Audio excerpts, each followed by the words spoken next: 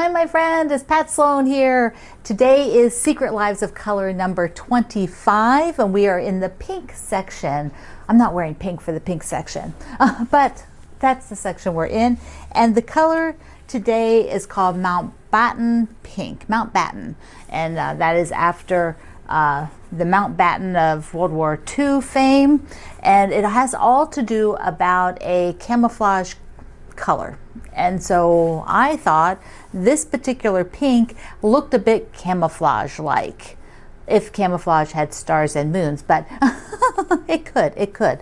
It's a little lighter color than the actual Mountbatten pink, but I'm gonna go with it because I think it will work out just fine. Everything can't be exact in the colors. I go with what I have. So I decided to pair it with a white with a little background. I'm doing less of the blocks with a white background because I just want to, that's the way I did the plan. But when I'm here in the pink, I've got aqua, green, and pink are my three background colors. So there'll be a couple of them with a white in the pink section so they don't get lost. But this has a lot of pink in the print. Okay, we have a couple of we do some Q&A today, and first we're going to do the string bean.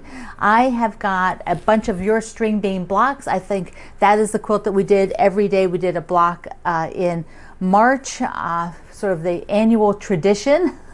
And I want to show yours because they turned out fabulous, all different sizes and number of blocks and colors. So let's take a look. This string bean roundup is super fun. A lot of you did a lot of really amazing things, like Adriana, who used a lot of polka dot fabrics, the same center, and then she did a little black sashing in it. Andrea's is pretty scrappy, but in the middle, again, all the same fabric, which really holds it together. And then I like her border on there. She went for big. Go big or go home. Then we have Anne's. Her center fabrics are like seed packets and some other sort of flowers. They're really cool. Here's a close-up of that. The radishes are so darn cute. And oh, that has raindrops and a lot of Kaffe fabric in there. Betsy's is done. I see binding on there. Done. It looks like she used a lot of scraps for hers, which is fabulous. It turned out so cozy. Bonnie's is beautiful. She used a lot of similar prints for the middle, like with the navy. I like how the navy is sprinkled around, and then the other ones are more white based. Carol's is another one. Done. Although I don't see any binding on there. She's got to do the binding, but it's all quilted, and her centers are all the same fabric. I didn't realize so many had the same fabric in the middle. Same with Carol's, which is just gorgeous. Look how summery and, well, maybe more springy. That is fabulous. Kathleen, another juicy pinks and oranges and purples and some dots and stripes. Yum. Here's Chris. I like her border. She did like a little log strips all the way around. A lot of, I don't know if those are sea animals in the middle. Yeah, it looks like I see a turtle and some other kind of sea animals. Deb's got dots, lots of dots. Dots in the middle, dots on the side. It turned out so nice. Here's another dot. We have two dots, and this dot used a middle piece that I think she said her husband printed that. So then she put the string beans around it, and that looks pretty good. Elaine's is wonderful. Some more Kaffe fabric in there, and her centers are all the same fabric. Elise used the sunflower fabric that was out a little while ago. She has it in the middle. She's got the scenery. She's got the big sunflowers. That is just beautiful. It's going to be so pretty when it's quilted up. I encourage everybody to get theirs quilted now that you've gone this far. Elizabeth used some Tula Pink. She put in the middle all the fox, which just, no, raccoon. It's the raccoon, I'm sorry, the raccoon, and it just fits in there perfectly. Now, if you look at her, she actually decided to do all her blocks identical, the same positioning pretty much for the fabrics, so that's a neat way to handle it. Jan's, this looks like you're looking into a window. So cool. Black, yellow, gray. Kathleen's has got another bunch of Tula Pink print fabrics in the middle, which are the same ones I was using. So she had the zebras and the skunks and the pandas. Then she used more tonal for all around it.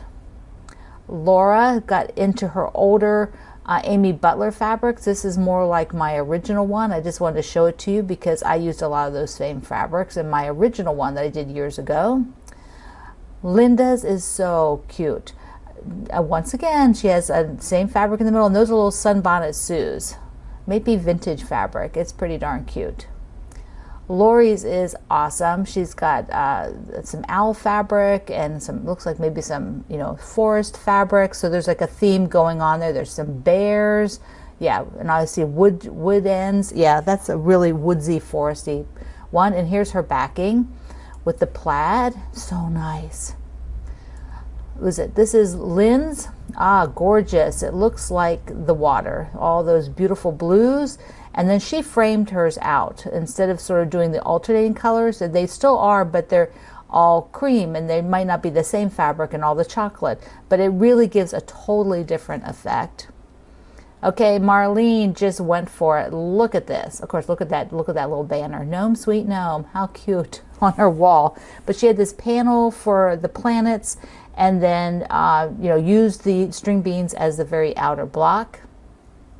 Michelle has planets, and these are not sewn together yet, but I wanted to show you because she did all the planet fabric in the middle and then has some with spacemen and things on the edges. Nadine's is really cool. She did a dot fabric, and I believe that's the dot fabric that shows you the solid colors for Moda. And then she kept each one a different color, so like all yellow, all pink, all turquoise, and then a tiny little white inner sashing for it. Penny's is fabulous. It's real scrappy, and she used 2-inch squares for the middles of everything. So even they are scrappy with using up her 2-inch squares. I actually see a fabric in there that says Keebler on it. That's so funny. I never saw the Keebler fabric.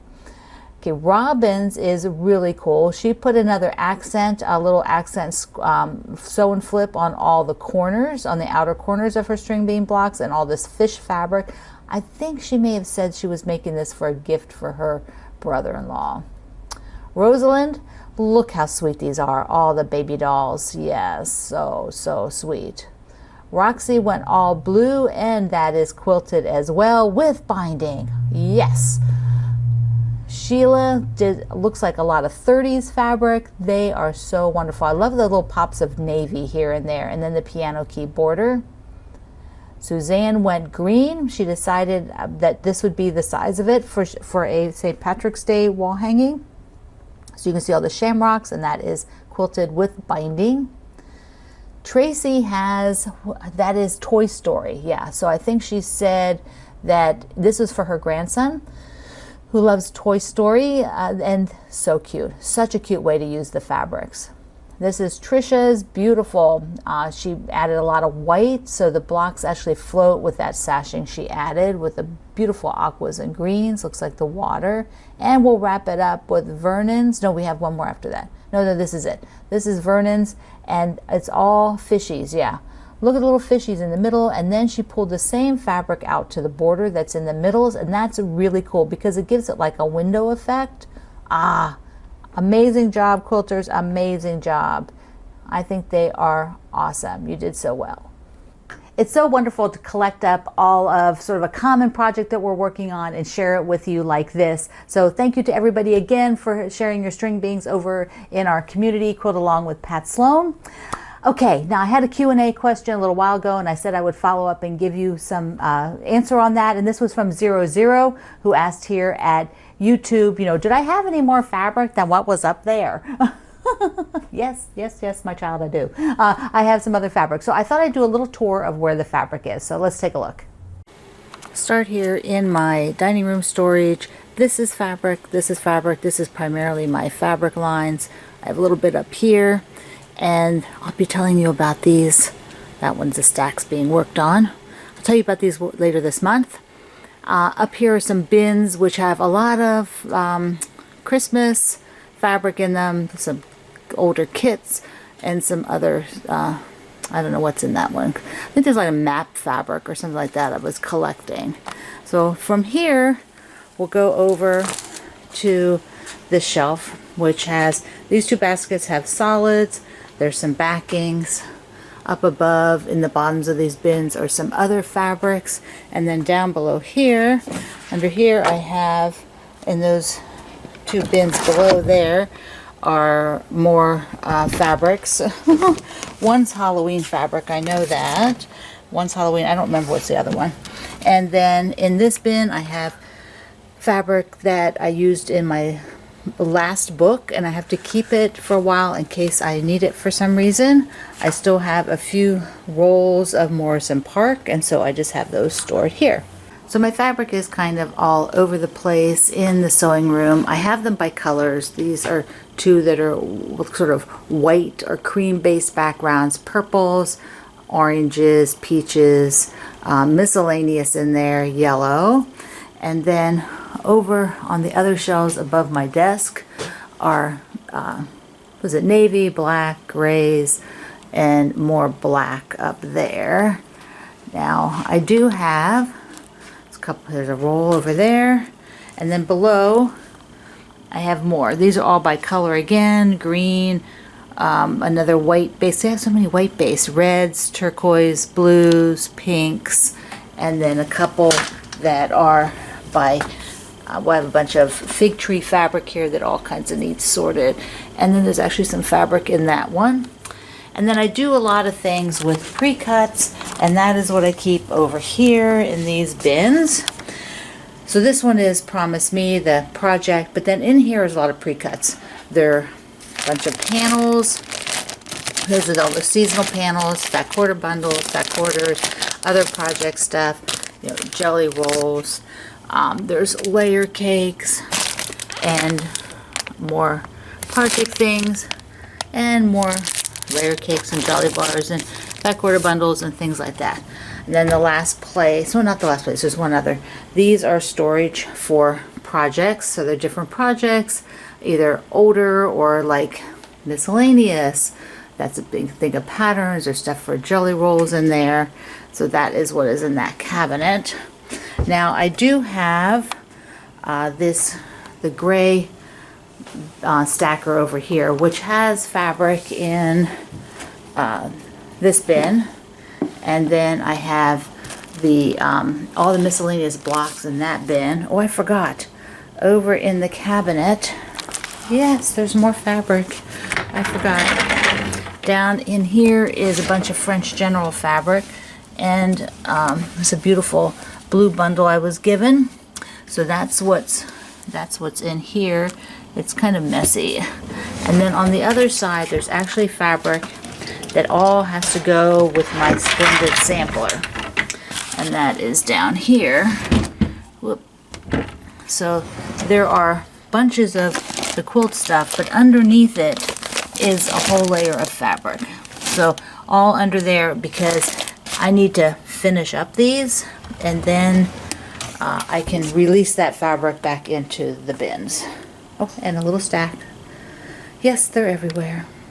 That fabric of mine is kind of everywhere right now. A lot of what I use all the time is right here in this space, but my auxiliary room, I have to have 2 rooms in the house for the business. There's just no way around it. And so right now we're using the dining room as our second room for storage. But what I'd like to do this summer is grab out all of those places I showed you with the fabric and get it all in one all in one stand, so that they're not all, you know, here, there, that one. So I just have them all together and then go through them and be sure that I need everything that's there, and that I can't just give some to my friend for the charity quilts that they do. Now, while I was looking in the bin that showed you all the different things, I was showing you this big drawer with all the 2 different Splendid samplers that were in progress that aren't quite finished. So I thought I'd put up the French General one, and that's what it is here. I just love this one so much still, just love it. I still have a bunch that are not ready to sew a row on. I'm not sure if there's enough on here for a row, but they all need the little corners put on them, and then I can add that row.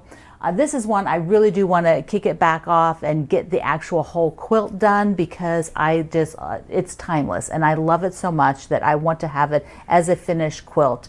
I have the 100 blocks from the Splendid Sampler 2. This is Splendid Sampler 2. I have the main quilt that's in the book, and Jane has the 100 block one from Splendid Sampler 1. She is my co-author. So There will be 100 of these when I'm done. Another kickoff project. It'll get done. It'll get done. And it'll be fun to start it up again because these blocks are not simple blocks and they take a little bit of work. And so that's kind of fun. So for those of you who are looking at the calendar today, it is our lucky day. It's called No Housework. This is an international holiday. I don't know if it's international, but I'm going to decide it is. It's an international holiday. No housework today, so you may sew all day long. There you go. That makes today absolutely wonderful. Another quick little Q&A while we're here. It was from Cindy, who wanted to know, what is the best way to keep a designer's fabric all together? Now I showed you I had the drawer with the French General fabric, which is a lot of what this is, and I keep it all together because for French General, the fabrics work across the lines. They also don't put, like if they put blue in a line, it might be several lines before there's blue again. So if I want this blue that works with everything, I like to keep it all together. There's no rule, but that works for me. And so if you like a particular fabric designer's lines and like to work them together with each other, then just keep them in the same spot. That's as simple as that. If somebody else has a different way that they store it, put it in the comments. But you want to store things the way your brain works, what you're going to look for. That is the best way to store it. Otherwise, you don't find it because your brain is expecting something in particular of how you work. So if you like the things, so use them together, keep them together. Okay, we are on block number 25 of the Secret Lives of Color. I'm on Batten Pink, and there you go. Got to make yours today, and I don't know, pull out an old quilt. Pull out something you haven't looked at for a while and enjoy it today because you don't have to do any housework. I love you. Mwah. Thank you for being here in the Sloan Zone. I will see you online.